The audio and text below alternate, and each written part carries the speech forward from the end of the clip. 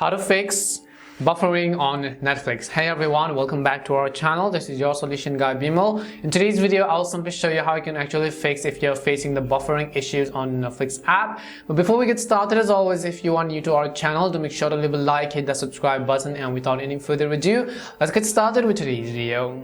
So if you're trying to stream some kind of movies or so on within the Netflix application and then you face basically some of the lagging issues, it's actually buffering a lot. You know that Netflix has a really fast server, so if it's likely buffering, it just means that your internet connection is very slow. So I would always recommend you try to switch it to cellular data and just try to play a video and see if that fixes your issue.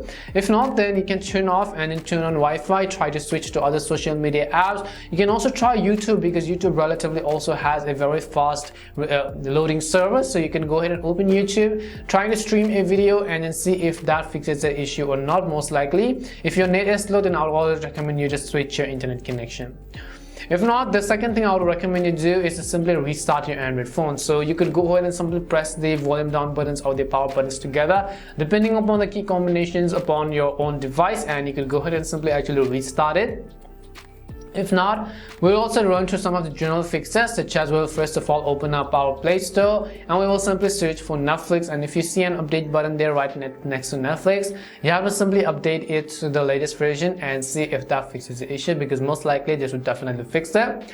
If not, then I would also recommend you to simply always update your operating system. So you can open up settings, you can go to software update, you can tap on download and install, and if there is even a tiny bit of update available for your device, I would always recommend you to simply update it to the latest version, and most likely one of these would have helped solve the issue.